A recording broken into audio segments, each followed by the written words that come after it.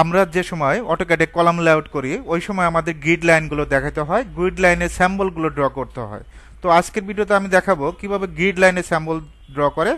সর্বপ্রথম আমরা একটা সার্কেল নিব, সি লিখে এন্টার, এই পয়েন্ট থেকে 10 ইঞ্চি, কত ইঞ্চি? 10 ইঞ্চি।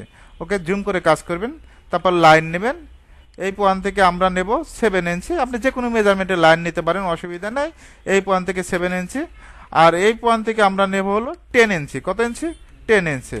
এখন আবার লাইন নেবেন, এল লিখে এন্টার, ফার্স্ট পয়েন্ট ক্লিক করবেন, second point click, third point click. Okay, এখন আমরা এটা ডিলিট করে দিব, এইচ লিখে এন্টার, কি লিখে এন্টার? এইচ লিখে এন্টার। এখান থেকে অবশ্যই সলিড কালার দিতে হবে, অ্যারোতে ক্লিক করবেন, এখান থেকে সোল্ডে ক্লিক করবেন। কি কালার দিতে চাচ্ছেন? গ্রিন কালার, জাস্ট ক্লিক করবেন। এখন আপনার এই গ্রিড লাইন স্যাম্পল যদি একাধিক কপি করার প্রয়োজন পড়ে, সিলেক্ট করে সিপি লিখে এন্টার, কি লিখে এন্টার? সিপি লিখে এন্টার, জাস্ট ক্লিক করবেন, কপি হবে, জাস্ট ক্লিক কপি। আশা করি গ্রিড লাইনের স্যাম্পল তৈরি করতে পারবেন। এটা আশা করি কঠিন কিছু না, একেবারে সহজ।